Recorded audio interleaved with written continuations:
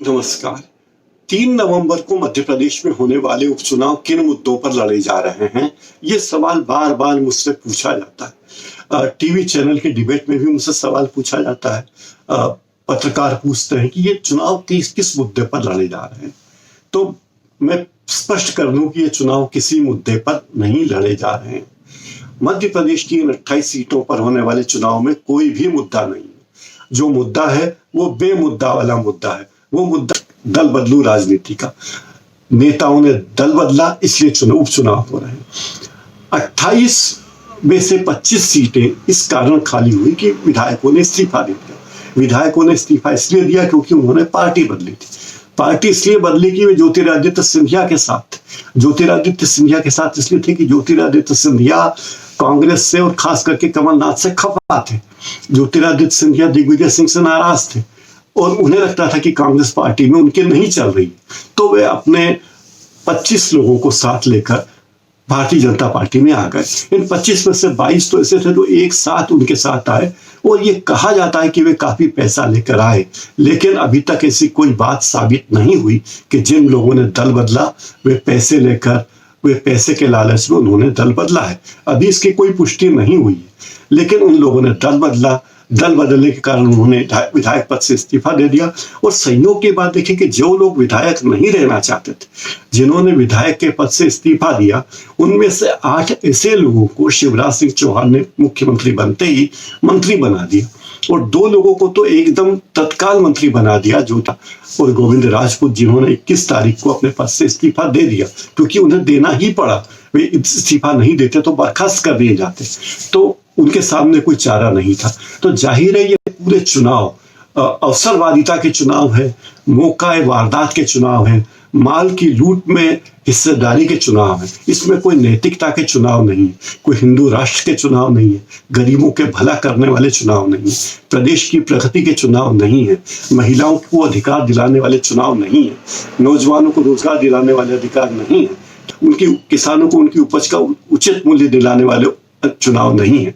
ये चुनाव उन 25 दल बदलुओं के लिए है। मुख्य तौर पर ये चुनाव उन 25 दल बदलुओं के लिए है जिनकी जीभ सत्ता के लिए लपलपा रही थी। इसलिए इस चुनाव में कोई भी मुद्दा नहीं है तो नहीं है। अब इसमें आप हम स्यापा करने बैठे कि ये चुनाव में कोई मुद्दा नहीं है, तो ये बात बेमानी है, क्योंकि ये चुनाव अवसरवादिता के, मध्य प्रदेश में अवसरवादिता का एक उदाहरण बनकर रहेंगे। ये चुनाव मध्य प्रदेश के राजनीतिक इतिहास में लिखे जाएंगे कि किस तरह दल बदलुओं ने अपने हित के लिए पूरे प्रदेश को अस्थिरता में झोंका। ये चुनाव संवित सरकार के वक्त की बात की जाए, जब 37 विधायक एक साथ पार्टी बदलकर चले गए थे। अभी कम विधायक गए हैं, उसकी तुलना में कम विधायक है, लेकिन फिर भी ये बड़ी बात मानी जाती कि कोई विधायक अपनी पार्टी के नेता के कहने पर पार्टी छोड़ दे और नेता के साथ दूसरी पार्टी में चला जाए। 8 ऐसे लोग भी उसमें शामिल हैं जो मंत्री पद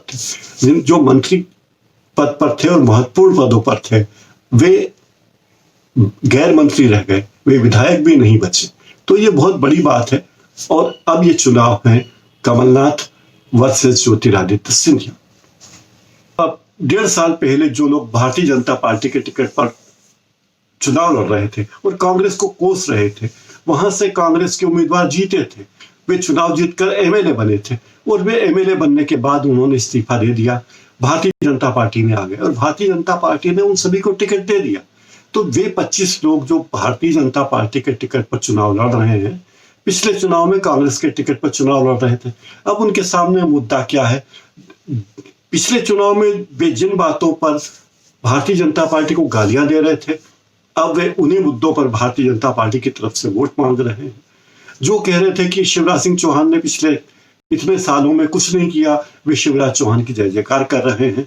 वे नरेंद्र मोदी के नाम पर वोट मांग रहे हैं, वे हिंदुत्व के नाम पर वोट मांग रहे हैं। और इससे बढ़कर क्या हो रहा है? इससे बढ़कर हो रहा है कि रुपए बांटे जा रहे हैं, शराब बांटने की तैयारी की जा रही है। अब तमाम वे सारी गतिविधियां की जा रही हैं जो चुनाव जीतने के लिए, ये इनके प्रकार चुनाव जीतने के लिए की जाती थी, वे सारी गतिविधियां की जा रही हैं। तो इस चुनाव में उद्देश्य क्या है? चुनाव का मूल मुद्दा क्या है, यह मुद्दा तो समझ में आता नहीं। मुद्दा एक ही है कि चुनाव में ज्योतिरादित्य सिंधिया की इज्जत बची रहे, क्योंकि वे सारे 25 लोग जो भारतीय जनता पार्टी में आए हैं, जो पहले कांग्रेस में थे, ज्योतिरादित्य सिंधिया के साथ ही भारतीय जनता पार्टी में आए हैं, उन्हें टिकट मिला है और वे कैसे चुनाव जीते ये उनके लिए बड़ी चुनौती है। अगर वे ये चुनाव नहीं जीत पाते हैं तो समझिए उनका विधायक पद भी गया। उनमें से कई तो ऐसे थे जो मंत्री थे और मंत्री पद छोड़कर वे ज्योतिरादित्य सिंधिया के साथ भारतीय जनता पार्टी में आए थे। अब भारतीय जनता पार्टी से टिकट मिलने पर चुनाव लड़ रहे हैं और अगर वे चुनाव हार गए तो समझो उनका विधायक पद भी नहीं रहेगा, मंत्री पद तो गया ही गया। तो उनके लिए यह सबसे मुद्दे की बात है, जीवन और मरण की बात है कि आखिर वे किस मुद्दे पर चुनाव लड़ रहे हैं। अब सवाल ये उठता है, लोग पूछते हैं कि चुनाव में किसकी प्रतिष्ठा दांव पर है? क्या शिवराज सिंह चौहान की प्रतिष्ठा दांव पर है? नहीं। क्या इस चुनाव में भारतीय जनता पार्टी के मध्य प्रदेश अध्यक्ष वी.डी. शर्मा की इज्जत दांव पर है? नहीं, वो भी नहीं। इस चुनाव में सारी इज्जत दांव पर है कमलनाथ की, जिन्हें अपनी खोई हुई गद्दी वापस चाहिए। और इस चुनाव में सबसे बड़ी इज्जत दांव पर लगी है तो वो है ज्योतिरादित्य सिंधिया की खुद की, क्योंकि ज्योतिरादित्य सिंधिया के कहने पर ही ये 25 विधायक कांग्रेस छोड़कर भारतीय जनता पार्टी में शामिल हुए हैं।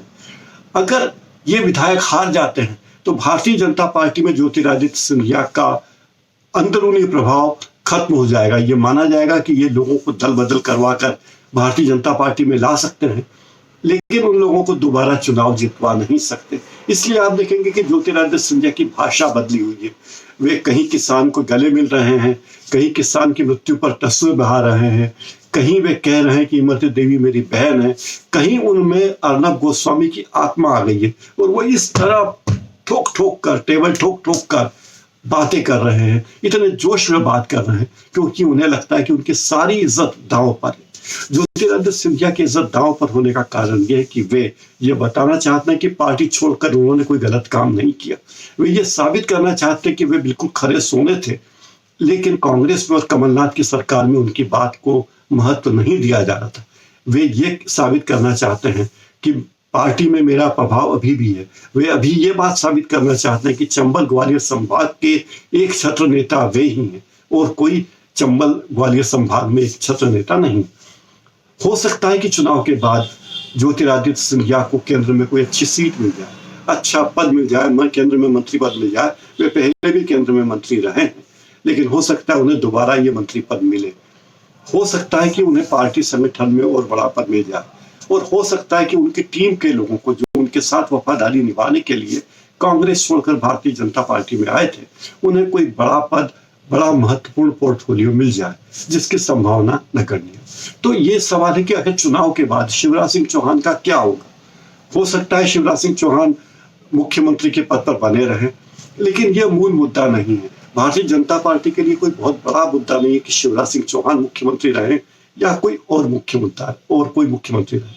भारतीय जनता पार्टी के लिए मध्य प्रदेश में सरकार बचाना एक बड़ी चुनौती है और चूंकि 28 सीटों पर चुनाव है और मध्य प्रदेश में भारतीय जनता पार्टी को 8 सीटें ही काफी है सरकार में बने रहने के लिए, तो 8 सीटें जीतने का लक्ष्य कोई बहुत कठिन लक्ष्य भारतीय जनता पार्टी के लिए नहीं है। इसलिए भारतीय जनता पार्टी के तमाम नेता मुतमईन हैं, वो जानते हैं कि मध्य प्रदेश में उनकी लड़ाई बहुत बड़ी नहीं है, इसलिए वे उसे उतना तवज्जो भी नहीं दे रहे हैं। अब 25 तारीख के बाद ये कहा जा रहा है कि मध्य प्रदेश की राजनीति में कुछ बदलाव आएंगे। भारतीय जनता पार्टी नए आक्रामक तेवर के साथ चुनाव प्रचार में उतरेगी। उसकी रणनीति अलग अलग है। भारतीय जनता पार्टी के एक प्रवक्ता ये बात कह चुके हैं कि भारतीय जनता पार्टी के चुनाव की रणनीति हमेशा अलग अलग होती है। चुनाव प्रचार के शुरुआत के दिनों में भारतीय जनता पार्टी अलग ढंग से प्रचार करती है, लेकिन जब चुनाव करीब आता है तो भारतीय जनता पार्टी के चुनाव की रणनीति बदल जाती है। इस चुनाव में एक बात और देखी जा रही है, वो ये कि कांग्रेस पार्टी पहली बार भारतीय जनता पार्टी के अंदाज में चुनाव लड़ रही है। इतने आक्रामक तेवर कांग्रेस पार्टी के पहले कभी नहीं रहे।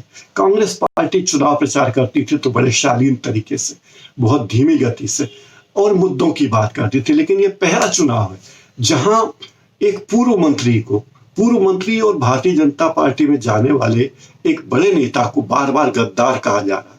बार बार भू माफिया कहा जा रहा है।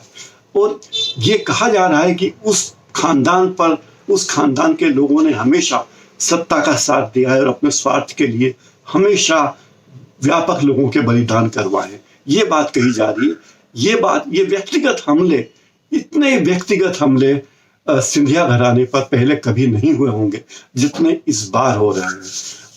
कांग्रेस पार्टी के कई नेता तो लगातार ग्वालियर में ही डेरा डाले हुए हैं और वे तमाम पुरानी फाइलें टटोल रहे हैं जो भारतीय जनता पार्टी के नेता इकट्ठी कर रहे थे और ज्योतिरादित्य सिंधिया के खिलाफ अभियान चलाते थे। वे सारी की सारी फाइलें अब कांग्रेस के नेता अपने बगल में दबाकर घूम रहे हैं कि कब उन्हें मौका मिले और वे कब ज्योतिरादित्य सिंधिया को नीचा दिखाने के लिए उनका उपयोग करें।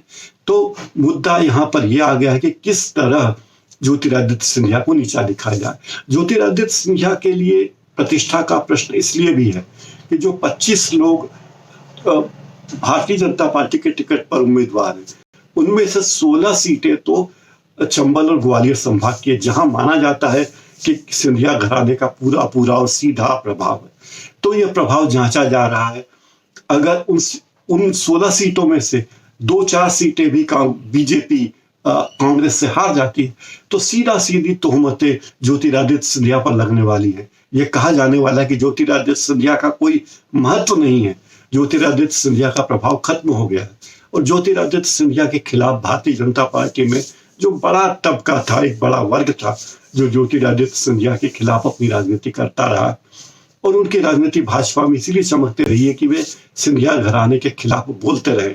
वे सब लोग भी इंतजार कर रहे हैं 10 नवंबर का कि आखिर चुनाव के नतीजे आते हैं तो उस दिन क्या होता है, क्या कहा जाता है, क्या अंजाम रहता है। तो ज्योतिरादित्य सिंधिया बनाम कमलनाथ चुनाव है।